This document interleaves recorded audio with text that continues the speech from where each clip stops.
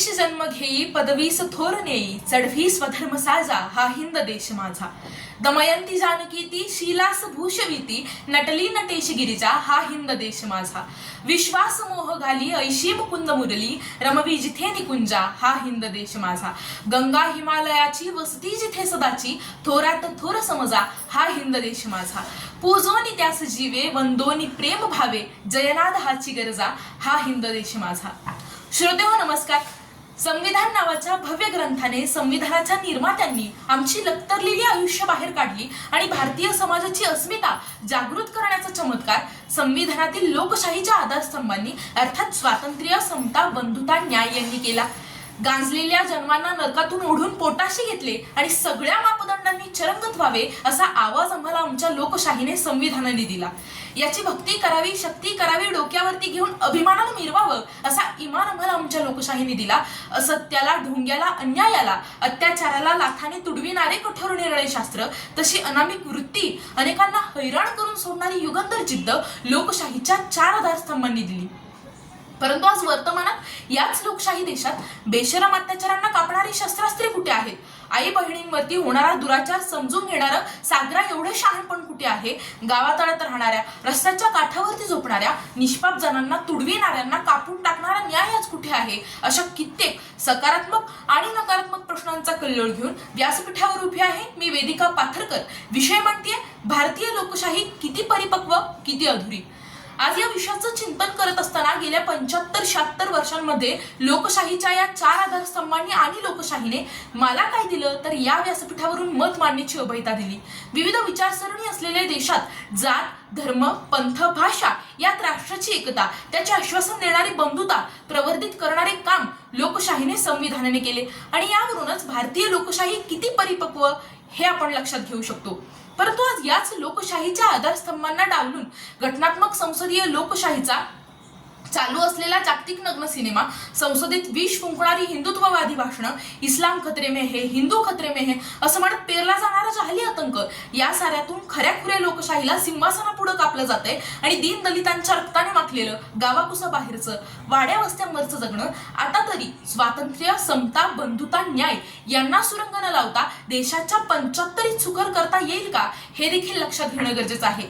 एका बाजूला लोकशाही आणि लोकशाहीचे अंगे बघता तर दुसऱ्या बाजूला मताच्या पेटीतून जन्माला येणारा राजा उद्याच्या लोकशाहीमध्ये ईव्हीएमच्या घोळातून जन्माला येतो की काय अशी भीती वाटू लागली.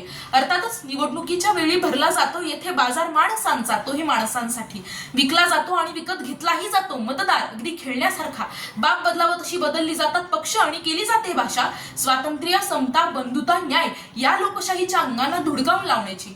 राजकीय नेते कलमांपासून, कायद्यांपासून पळवाटा काढताना आपल्याला दिसतात. We are not rightist, we are not leftist, we are only opportunist. म्हणजेच आम्ही ना उजवे आहोत, आम्ही ना डावे आहोत, आम्ही फक्त सत्तेसाठी संधी साधू आहोत असं म्हणतात. यावर लोकशाहीची वाटचाल शाही लोकांकडे तर होत नाहीये ना हे देखील लक्षात घेणं गरजेचं आहे. लोकशाही आणि लोकशाहीचे आधारस्तंभ आपल्याला कलम 12 ते 35 नुसार अभिव्यक्ती स्वातंत्र्य बहाल करते.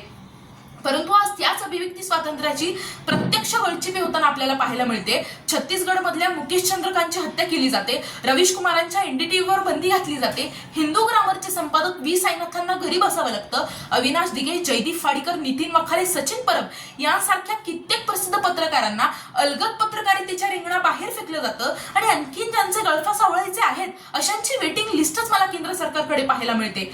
आज न्यायदेवतेच्या डोळ्यावरील पट्टी काढली परंतु स्त्री अत्याचाराचा न दिसणारा पडदा आजपर्यंत आपण काढू शकलो नाहीये. 18व्या वर्षी एखाद्या मुलीवर अत्याचार होत असेल आणि 62व्या वर्षी या देशात निकाल लागत असेल तर स्वातंत्र्य, समता, बंधुता, न्याय ही भारतीय लोकशाहीचे आधारस्तंभ सांगत असताना यातील न्याय व्यवस्था आपण जलद करू शकू का याचं उत्तर मला आज मिळणं गरजेचं वाटतं. आणि यावरूनच आपण भारतीय लोकशाही किती परिपक्व, किती अधुरी याचा आढावा घेऊ शकतो.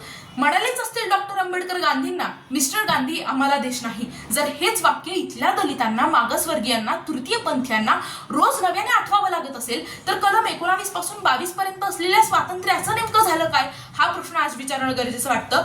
जगविख्यात हार्वर्ड विद्यापीठातील 2 प्राध्यापकांनी हाऊ डेमोक्रेसी डाय नावाचं पुस्तक लिहिलंय. यात ते असे लिहितात की आजच्या काळात लोकशाही केवळ लोकशाही मार्गानेच मारली जाते, म्हणजेच लोकशाहीचा केवळ सांगाडा उडतो. स्वातंत्र्य, समता, बंधुता, न्याय ही भारतीय लोकशाहीची अंगी खिळखिळी करून सोडली जातात आणि त्यातला संविधान नावाचा आत्मा हरवत जातो. अशा वेळी याला विरोध करताना केवळ संविधान बचाव असे नारे देऊन चालणार नाहीत, तर संविधान साक्षरता वाढवण्यासाठी आणि लोकशाहीची परिपक्वता वाढवण्यासाठी आपल्याला प्रत्यक्ष प्रयत्न करायला हवेत.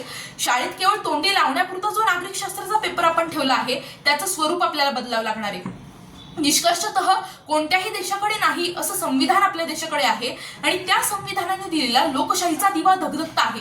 परंतु आज त्याच लोकशाहीच्या दिव्यावरती भ्रष्टाचाराची, विकल्पतेची आणि अन्यायाची काजळी जमा झाली आहे आणि ती काजळी पुसण्याकरिता आपल्याला स्वातंत्र्य, समता, बंधुता, न्याय ही भारतीय लोकशाहीची अंगे पुन्हा एकदा नव्याने रुजली गेली पाहिजेत आणि मानवतेचे तेल ओतून लोकशाहीचा दिवा अखंड तेवत राहिला पाहिजे आणि लोकशाहीची परिपक्वता अमर राहिली पाहिजे. इतकाच माफक आशावाद व्यक्त करते आणि रजा घेते. धन्यवाद. लोकशासन जय तू भारतम. प्रेक्षक तुम्हाला आमच्या स्पर्धकांचा व्हिडिओ नक्कीच आवडला असेल. आता या स्पर्धकाला विजयी करण्यासाठी तुम्ही देखील मदत करू शकता. त्यासाठी तुम्हाला या व्हिडिओला लाईक करायचे आहे. स्पर्धकाला प्रेरित करण्यासाठी तुम्हाला तुमचे मत एक कमेंट मध्ये व्यक्त करायचे आहे. सोबतच या स्पर्धकाचा व्हिडिओ जास्तीत जास्त लोकांपर्यंत शेअर देखील करायचा आहे. प्रबोधन बहुउद्देशीय संस्था महाराष्ट्राच्या कानाकोपऱ्यात सामाजिक आणि शैक्षणिक कार्यक्रमांचे नेहमी आयोजन करत असते. ही स्पर्धा अशाच उपक्रमाचा भाग आहे. तुम्ही देखील प्रबोधनच्या या परिवारात सामील होऊ शकता. प्रबोधनच्या विविध उपक्रमाचे अपडेट मिळवण्यासाठी या युट्यूब चॅनलला नक्की सबस्क्राईब करा आणि हा व्हिडिओ शेवटपर्यंत पाहिल्याबद्दल तुमचे मनपूर्वक आभार.